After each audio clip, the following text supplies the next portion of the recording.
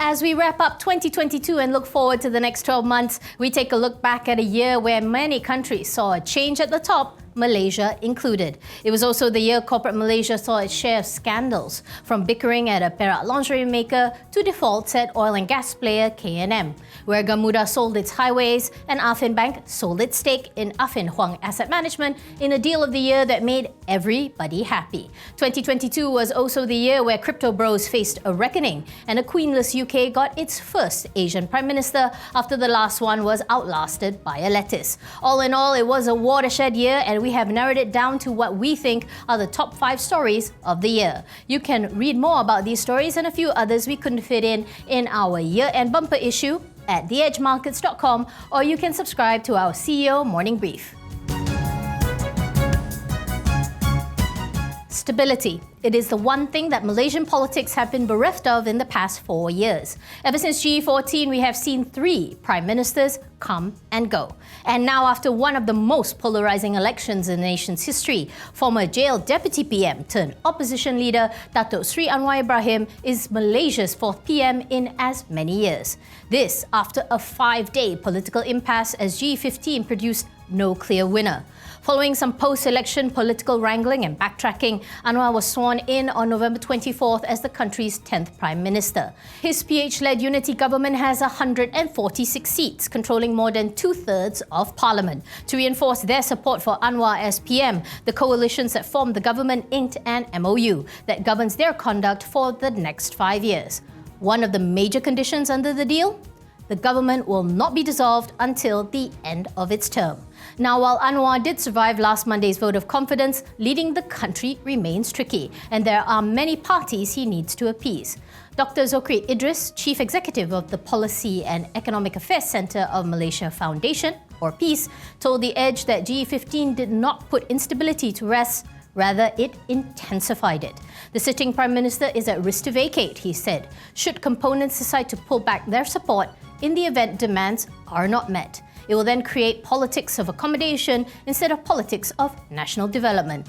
This as Anwar and the ruling coalition will have to accommodate the other parties or leaders in order to retain power. This is clearly reflected in the makeup of his unity cabinet, where he named his 2 deputies, BN's Datuk Sri Dr. Zahid Hamidi and GPS's Datuk Sri Fadila Yusof. Anwar, who is also Finance Minister, is also taking over the helm during a time of slowing economic growth. His top priority is tackling the rising cost of living. The government is reviewing its subsidies program to ensure they aid the hardest hit, though there is also the middle class to consider. Then there's the new budget 2023, which the PM is set to present on Friday, February 24th, after which the progress plans for the country can begin in earnest. And begin they must, as the threat of a global recession looms. Former Premier Datuk Sri Najib Razak also made history this year, and not in the best way. On August 23rd, he became the first former Prime Minister in Malaysia's history to be jailed. This after the 5-member federal court bench, led by Chief Justice Tun Tunku Maimun Tuan Mat, dismissed his final appeal against his SRC international conviction. It upheld the decision made by the High Court on July 28, 2020, when it found Najib guilty of all 7 charges of abuse of power, criminal breach of trust, and money laundering, and sentenced him to 12 years in prison and a 210 million ringgit fine. The verdict was the culmination of a series of events that started back in 2018, when Najib was arrested for these charges. From the first day he stood in the dock on April 3, 2019, it took him 3 years, 4 months, and 20 days to see the inside of a jail cell. While COVID-19 definitely delayed the entire process, Najib's defense team also appeared to have tried every legal maneuver in the book to get the trial adjourned. Most notably, the discharging of his legal team, headed by Tan Sri Shafiq Abdullah at the 11th hour. Then, the hiring of a new team from Zaid Ibrahim Suflan TH Liu and Partners and Datuk Hisham Tepote. Then, the last-ditch return of Shafi to assist Hisham. Ultimately, the tactics didn't work and Najib was swiftly escorted to Kajang prison. Now a convicted felon, the former Pekan MP has applied for a pardon from the palace and for a federal court review of his decision, which is set to be heard on January 19th. Meanwhile, his wife, Datin Sri Rosmah Mansor, has had legal troubles of her own. On September 1st, the High Court found Rosmah guilty of all 3 counts of graft in her solar hybrid graft trial. She, too, made history when she was fined a whopping 970 million, the highest ever meted out by the High Court. On top of that, she was also served with a 10-year jail sentence. Another thing to note, if she is unable to pay this fine, she will be liable to 30 years in jail. Like Najib, Rosmah's legal team also tried at the 11th hour to recuse the presiding judge, only for the attempt to fail. In court, Rosmah was emotional, calling herself a victim, pleading for compassion, and saying that if she wanted to solicit money, she would have solicited at other places. The former self-proclaimed First Lady of Malaysia will be in court next June to appeal against her conviction and sentence. As for her money laundering and tax evasion case, her trial will start in May, though her appeals to disqualify the judge will be heard in March. When 2022 started, most of the vaccinated world was eager to emerge from the gloom of COVID-19 in arguably one of the biggest black swan events in recent human memory, only for another to hit on February 24th when Russia invaded Ukraine. While it happened half a world away, it managed to compound the cracks that had been revealed by the pandemic. It was also, in some way, the first major domino to fall in what rapidly became a global problem: inflation. Prices were already starting to creep up as the pandemic disrupted supply chains, but this trend became supercharged because of the conflict. The invasion also led to pressure on commodity prices, which then had a knock-on effect worldwide. China's then strict zero-COVID policy didn't help. On the domestic front, while inflation has been elevated with core inflation hitting 4.2% and headline inflation at 4% last month, it is relatively moderate compared with the rest of Southeast Asia. This has allowed the central bank to move at a slower pace to quell inflationary pressures. Most economists seem to think that the OPR next year will settle at around 3.25%. Elsewhere, however, 77 countries are facing double-digit inflation. This has caused many central banks around the world to scramble to increase interest rates, which had been held at record low for years. In particular, the US Federal Reserve and its hawkish chair Jerome Powell announced a series of steep hikes in an effort to curb that inflation spike. It seems to be working. According to the latest Personal Consumption Expenditures Price Index, price pressures in the States are now abating.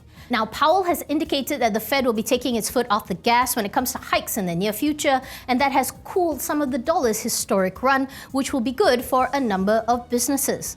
However, that comes with an asterisk, as Powell has indicated that rate hikes will continue to be above 5% in 2023, which has added more weight to the fears that the US will slip into a recession in 2023. That will put an overall damper on global economic recovery. And the Russia-Ukraine war continues to rage on, now in its 310th day.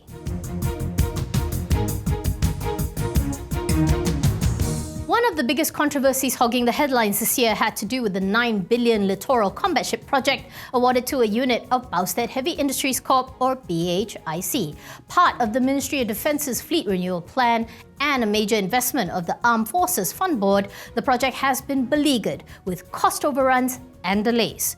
For a project awarded 11 years ago, with 6 billion ringgit already having been spent, the hard pill to swallow in all of this is the fact that not even one of the 6 ships ordered has been delivered. The initial deal was for Bowstead Naval Shipyard to hand over the first frigate in 2017, followed by each of the remaining units at 6-month intervals. But then the first delivery was moved to April 2019, as at the end of August 2022, it was only 44% completed. The bungling up of this project has threatened the solvency of Bowstead Holdings and raised questions as to whether Bowstead Naval Shipyard has the capability in the first place to undertake such a sophisticated contract. So, what went wrong? In August, the Parliament's PAC highlighted a now declassified report by the Special Committee on Governance Investigation, Government Procurements and Finance. This report indicated that the cost of building the ships had ballooned by 22% to 11.14 billion ringgit. No thanks to group mismanagement and irregularities, including double claims for no apparent reason, dummy payments, and overlapping letters of award, BHIC could potentially lose 890.22 million ringgit. So far, the only charge has been against former Navy Chief and ex-Baustet Naval Shipyard MD Tan Sri Ahmad Ramli Muhammad Noor. He is facing 3 counts of CBT involving 21.08 million, that accounts for just 0.23% of the 9.13 billion contract value, and 0.35% of the 6 over billion spent. Also in question is the existence of 2 companies, Contravis Advanced Devices or CAD and Contravis Electrodynamics or CED. The audit found that CAD and CED had charged a markup of approximately 180 million for 10 LOAs, and that was just the tip of the iceberg. Both are 51% BHIC controlled, with the remainder held by German outfit Rheinmetall Air Defense, whose participation in the project is a moot point. So far, current Defence Minister Mohammad Hassan has said the project will be continued, though it is subject to a review. Despite whatever answers that may emerge from this review, it is unlikely to quell the outcry over the billions spent, with nothing but a rusty shipyard to show for it. In a way, it was the not-so-little telco mega-merger that could. First announced in April 2021, this momentous merger between 2 telcos, Axiata Group-owned Celcom Axiata and Telenor's Digi.com, was finally successfully completed on November 30th, birthing a new entity, Celcom Digi. In one fell swoop, this deal created the country's largest local listed technology company on Bursa Malaysia, boasting a pro forma revenue of 13 billion ringgit for FY21, EBITDA of 5.8 billion, and serving an estimated 20 million customers. What made this momentous is the fact that it wasn't these 2 companies' first go at the rodeo. Axiata and Telenor had attempted this back in 2019 in what was an even more ambitious deal of merging all its Asian operations, only to come up against regulatory roadblocks. It wasn't entirely smooth sailing this time either, given that completing the merger took over a year. There were the lawsuits, brought on by 3 TuneTalk shareholders over a block of shares and terms in a network services agreement that were eventually settled. Then there was the sudden departure in May of Axiata President and Group CEO Dato' Izzaddin Idris, one of the promoters of the merger, following a mutual cessation of his service contract. But all of that is firmly in the rear view. Ultimately, the measure of whether a deal is good is how it benefits all stakeholders concerned. For Axiata, the 2.8 billion equalizing sum it will receive will be used to strengthen its balance sheet and distribute special dividends to its shareholders. For Digi, EVP and head of Telenor Asia, Yogan C. Arens Rostrup, said this new entity takes the best from both companies, establishing an innovative market leader for the industry, coming to terms with 5G. And finally, consumers who were initially worried about a lack of competition in the telco space. In reports, analysts said, though, that the opposite will happen. There will be more competitive pricing and affordable products, given that Axiata is keeping its commitment to its 8 billion ringgit synergy target. At the moment, both entities are still fairly separate in terms of branding and systems, but expect this to gradually change in 2023.